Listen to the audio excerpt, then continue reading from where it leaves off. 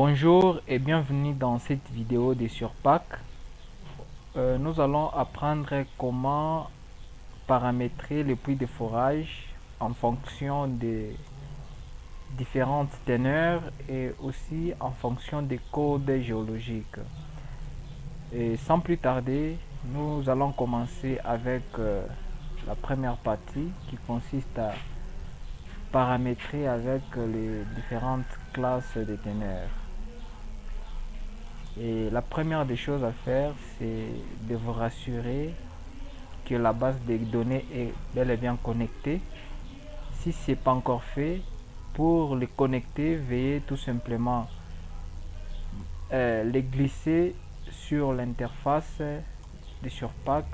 Et là, vous allez remarquer que la base de données est connectée. Et après avoir connecté la base de données, nous allons afficher nos puits de forage. Allez-y dans Display Drill All et puis nous pouvons décocher tout d'abord la contrainte et sélectionner Collar et puis Apply. Et vous allez remarquer que les puits de forage sont bel et bien apparus dans l'interface du logiciel. Là, ce sont nos puits de forage. Maintenant, nous voulons paramétrer les classes de teneur. Là, nous voulons maintenant paramétrer en fonction de teneur. Maintenant, pour paramétrer nos puits de forage en fonction des classes de teneur, allez-y dans Database et puis cliquez sur Drill All Display Styles. Et là, vous aurez un tableau qui va apparaître. Voilà notre tableau. C'est ici où nous allons apporter toutes les modifications dans nos différentes tables de la base de données. Et là, je tiens tout simplement à vous signaler qu'il y a deux grandes sections. La première section, c'est ce qu'on appelle Tables and Fields, cette section. Et la deuxième section, c'est ce qu'on appelle Display Attribute. Dans la première section, ici, apparaît notre base de données avec les différentes tables. Et dans la deuxième section, Display Attribute, c'est ici où nous allons apporter les modifications de chaque table de la base de données. Et à présent, nous voulons paramétrer en fonction des classes de teneur. Et la table qui va nous servir à paramétrer, c'est la table AC. Pourquoi la table AC? Parce que c'est dans cette table où nous retrouvons les champs de minéralisation du cuivre et du cobalt. Commençons tout d'abord avec les champs de cobalt. Pour ce faire, veuillez cliquer sur cobalt, clic 3, et puis allez-y sur Get Max, Get Min et Max Range. Et là, on va vous sortir donc la faible teneur et donc de la faible teneur à la forte teneur qu'on retrouve dans les champs cobalt. Et le reste ici, c'est moi qui l'avais déjà paramétré. Donc je peux tout d'abord les enlever. Mais pour ceux qui n'ont pas encore paramétré, on va vous sortir seulement une valeur. Donc seulement faites cette classe ici qui va de 0 à la forte teneur. Alors nous voulons paramétrer. Là on ne va pas paramétrer seulement avec une seule classe, mais plutôt on va ajouter différentes classes et en fonction bien sûr en tenant compte du teneur max. Donc nous allons partir de 0 à des fortes teneurs. Là nous pouvons enlever cette classe et puis nous allons ajouter les différentes classes. Nous pouvons ajouter plusieurs classes. Voilà, on peut ajouter même 1, 2, 3, 4, 5, 6. Nous pouvons ajouter même 6 classes. Et vous allez comprendre pourquoi j'ai ajouté 6 classes. Sinon, nous allons définir les high grade, c'est-à-dire les fortes teneurs, les medium moyenne et le low grade, le faible ténère. Alors, ces différents ténères, nous n'allons pas les imaginer, mais plutôt nous allons nous référer à notre table AC. Veuillez ouvrir votre table Excel AC et là, vous allez remarquer dans la table AC, ici j'ai défini déjà la forte ténère, le high grade, le medium, le moyen et le low grade, le faible. Si ce n'est pas encore fait, nous pouvons le faire ensemble. Veuillez tout simplement delete. Pour trouver la forte ténère, il suffit tout simplement de mettre le signe égal et puis vous écrivez max, voilà, et puis vous sélectionnez le champ cobalt. La même chose avec la moyenne, cliquez moyenne, voilà, et puis nous allons sélectionner le champ cobalt et cliquer OK. La même chose avec les low grade, vous pouvez cliquer mine, voilà, et puis faites la même chose. OK, là nous avons les différentes classes. Donc c'est en fonction de ça que nous allons définir les différentes classes dans le champ cobalt. Commençons avec le faible ténère. Les faibles ténères vont de 0 à. Veuillons d'abord vérifier. Vous allez remarquer ici, nous partons de 0 à 0,48 quelque chose. Alors, nous pouvons définir les différentes classes dans l'intervalle de ces 0 à cette valeur ici. Donc, nous pouvons aller de 0 à 0,2. Et puis, nous pouvons aller de 0,2 à 0, voire même 0,3. Et puis, allons-y de 0,3 à 0,4. Et puis, prenons de 0,4 à 0,5. Et puis, nous pouvons prendre de 0,5. Et là, nous pouvons définir les différentes classes partant de 0,48 à 6,4. Donc, nous pouvons cliquer ici de 0,5 à 0, disons à 4 et puis nous pouvons aller de 4 à la dernière classe C 6.42. On peut les copier, on peut les copier et venir les coller ici. Et là, vous allez remarquer que la valeur est bel et bien collée. Et donc, nous venons de définir les différentes classes du champ cobalt. Et ce qui nous reste à faire, c'est de pouvoir attribuer à chaque classe une couleur. Question de pouvoir les différencier. Alors, comment attribuer la couleur? C'est très simple. Il suffit tout simplement de cliquer sur la première classe, toujours dans la deuxième section, comme je vous ai dit, Display Attribute. Et ici, là où c'est écrit Graphic Color and Plotting Color, c'est là où nous devons attribuer une couleur. Et la couleur que nous allons mettre dans Graphic Color doit être la même couleur que nous allons mettre dans Plotting Color. Et le Plotting Color, c'est la couleur qui va afficher lorsqu'on va appliquer. Donc c'est la couleur qui va afficher dans chaque puits de forage lorsque nous allons appliquer. Et pour la faible ténère, nous pouvons choisir la couleur rouge. Cliquons sur cette couleur et puis nous pouvons les copier et venir les coller dans Plotting Color. Voilà, c'est fait. Même chose que nous allons faire ici. Dans la deuxième classe, on peut sélectionner les bleus. Voilà, on peut les copier et venir les coller dans Plotting Color.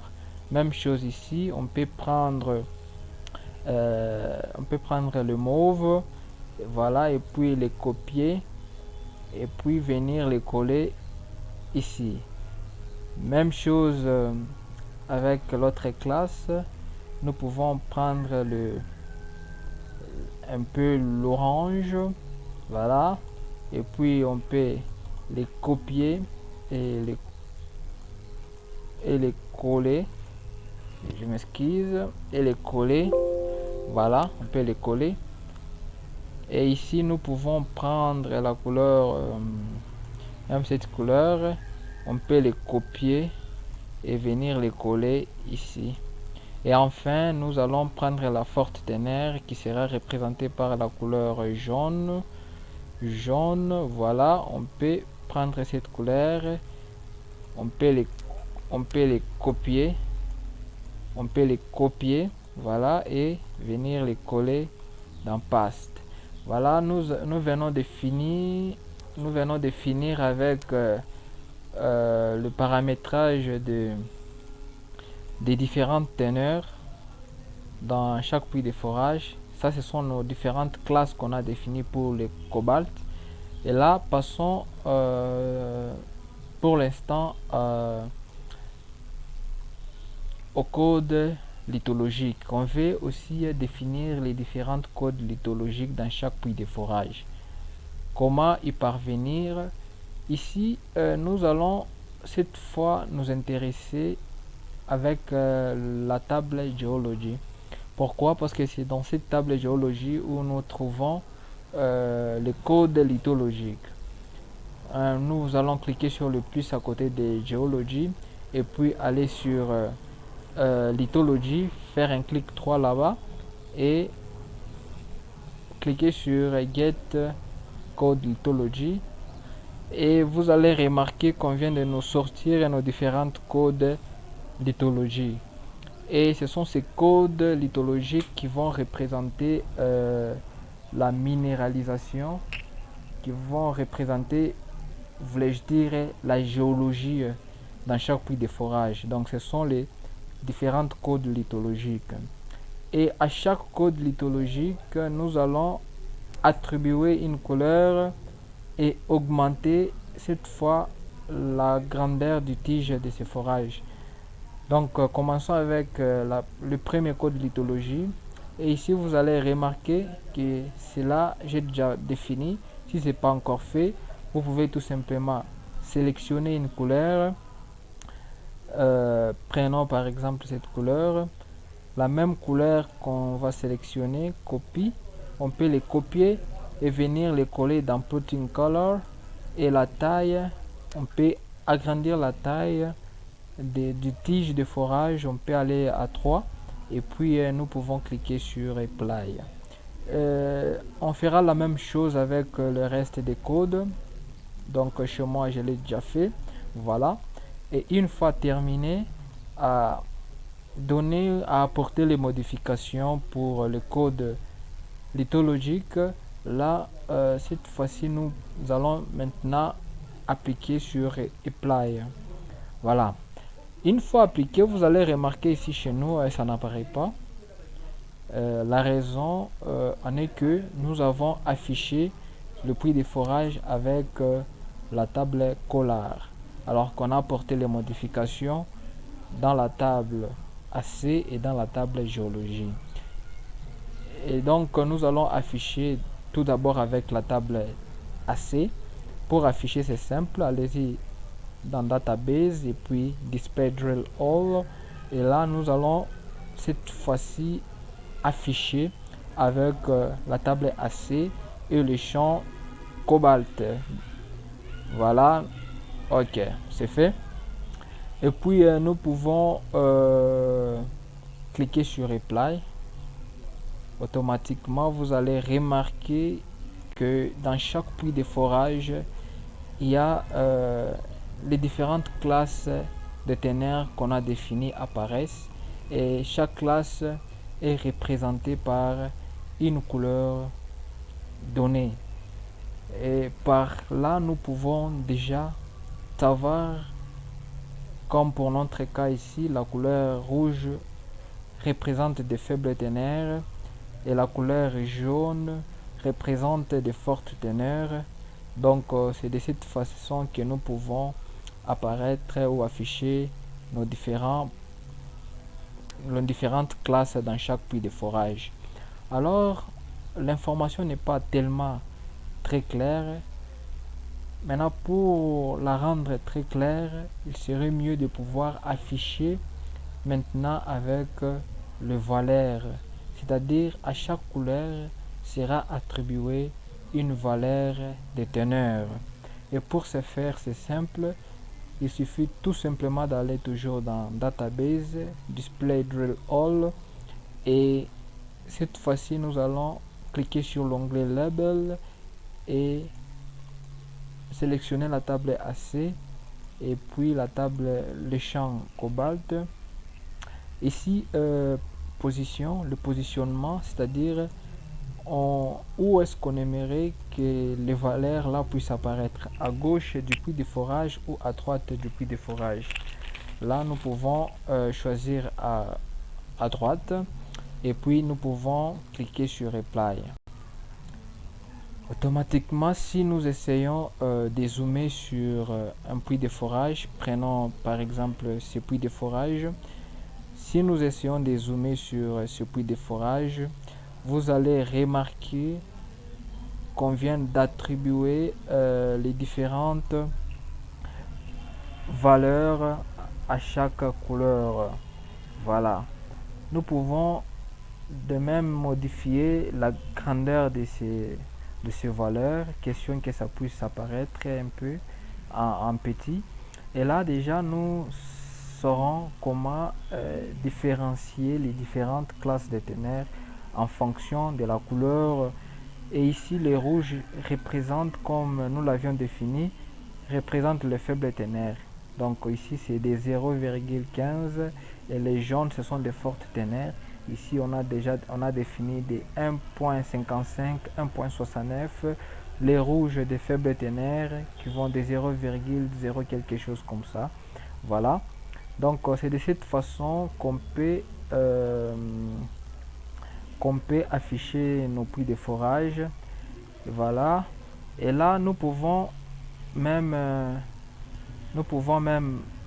faire une section, question de voir comment cela apparaît.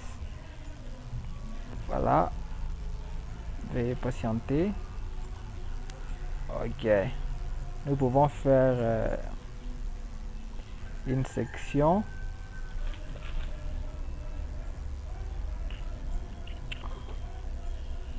Nous pouvons faire une section.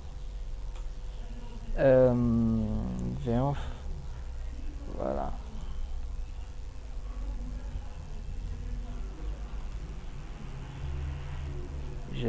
Donc c'est juste un exemple pour voir comment la minéralisation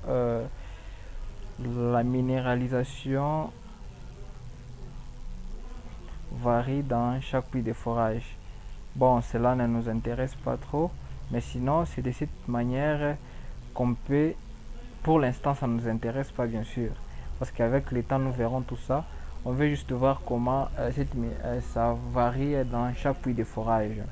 Donc c'est de cette façon où nous pouvons faire nous pouvons apparaître nos différentes classes dans chaque puits de forage. Là c'était tout d'abord avec la table AC. Cette fois-ci nous allons afficher avec la table géologie. Pour ce faire, nous allons toujours dans Drill All et puis nous sélectionnons la table géologie avec les champs lithologie. Voilà, à ce niveau ici nous aimerons que à chaque lithologie que la teneur puisse apparaître. Là on laisse la table AC comme ça, et puis nous voulons également que à chaque lithologie que le nom de du code plutôt puisse apparaître aussi. Nous allons cliquer sur lithologie. Voilà, et le code, nous aimerions que cela puisse apparaître à gauche des puits de forage. Voilà, et puis nous pouvons cliquer size, donc c'est la grandeur. Size, c'est la grandeur de valeur. comme je l'ai dit, ici nous pouvons écrire même 0,5 pour le teneur, donc la grandeur puisse un peu être en petit. Voilà, et puis nous pouvons cliquer sur Apply. Automatiquement, vous allez voir que la lithologie vient d'apparaître dans chaque puits de forage. Et si nous essayons de zoomer, par exemple, ce puits de forage, vous remarquerez que dans ce puits de forage, on nous sort les différents codes lithologiques, et à gauche, donc ça ce sont les codes lithologiques RSF, RGS, SD, ainsi de suite, et à droite ici ce sont les différentes teneurs, c'est-à-dire on aura déjà l'idée dans ces codes lithologiques, le teneur varie. Voilà, si vous les remarquez bien, dans les codes lithologiques, dans les RSF, RSC, avec les différentes teneurs qui varient dans cette partie des codes. Donc c'est de cette manière que l'on peut paramétrer nos prix de forage en fonction de la géologie et en fonction aussi de la minéralisation. Merci d'avoir suivi la vidéo et je vous invite donc à vous abonner à notre chaîne YouTube pour ne pas rater les vidéos. Abonnez-vous et activez la cloche de notification, question de recevoir d'autres vidéos concernant concernant le cours de Surpack.